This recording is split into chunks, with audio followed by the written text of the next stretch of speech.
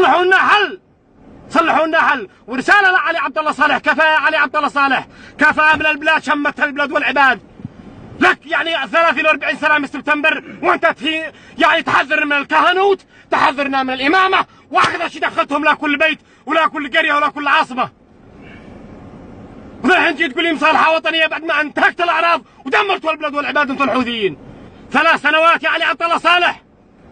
اليمني في السعوديه بيهينوا كرامته، بيدعسوه، بيدعسوا اليمني دعس. شفتوا الفيديو لما بيقول له انت يعني والله لا افعل في امك للمقبره، جزني بامه للمقبره، يقول كذا اليمني، يعمل بامه ويضربه ويلطمه.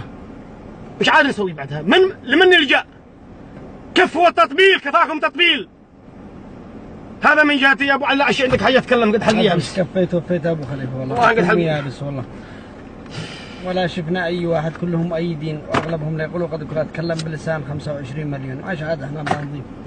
25 مليون مهتان، 25 مليون مطبل، 25 مليون جاوع.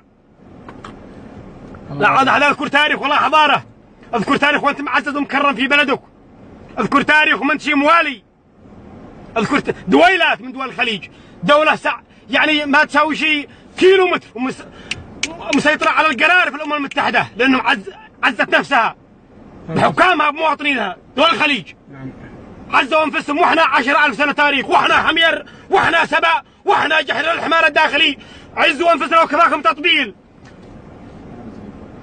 قطة خبر. والسلام عليكم. لا عشان عندك حاجه وبعد تتكلم. لا عافي الله كل خير. انا اتمنى من الاخوه والاخوات انهم يشاركوا هذا المقطع، حملوا المقطع، انشروا في الجروبات، انشروا بالصفحات، انشروا، وصلوا لحكومه الفنادق والدشر والصعالق حق الفنادق. يعزوا انفسهم، يعزوا انفسهم، يرجعوا لبلادهم. لا عشي في ابدكم كرامه يا دهج يا ابناء الدهج، رجعوا البلاد، رجعوا الى البلاد، تصالحوا وشكلوا حكومه واحكموا، احكموا، اسرقوا وانهبوا وثروه وكل شيء لكم. المقطع زد عرضه وخلصنا. يلا هذا مره ثانيه، هذه دخلوا متاخرين.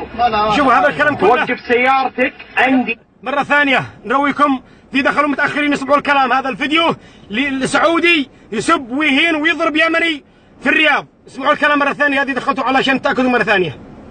لا ما عارف انا. توقف سيارتك عندي يعني تفهم الشيء ذا؟ البيت ذا ما توقفها هنا. حرك السيارة الحين يا قحة. تحرك السيارة. يعني يفعل في امه لا قبرها. هذا واحد سعودي قال انه امير والله اعلم، لكن احنا نسينا. هذا المقطع ذكر انه امير نفس الله اعلم. المهم احنا نطالب الحكومه السعوديه، ما ذكرناش الحكومه السعوديه، لن نسيء ولا نتكلم حفاظا على اخواننا المغتربين يعادوا منك وعلى مشاعرهم. الحكومه السعوديه، الحكومه السعوديه في السعوديه ضروري ما يلقوا القبض على هذا المجرم، على هذا الكلب اللي اهان وضرب اليمني. نطالب الحكومه السعوديه لا بان يعني نسب ولا عبان نتكلم، تعبنا، نشتيكم، نبغاكم على كلامكم علشان تفهموا، نبغاكم تلقوا القبض على هذا المجرم ذي اهان اليمني وضربه وسب امه، والا بعدها نبدا تحريض، بنحرض تحريض وتقول حتى يعني لا عاد نتكلم. والسلام، صلى الله وسلم على سيدنا محمد.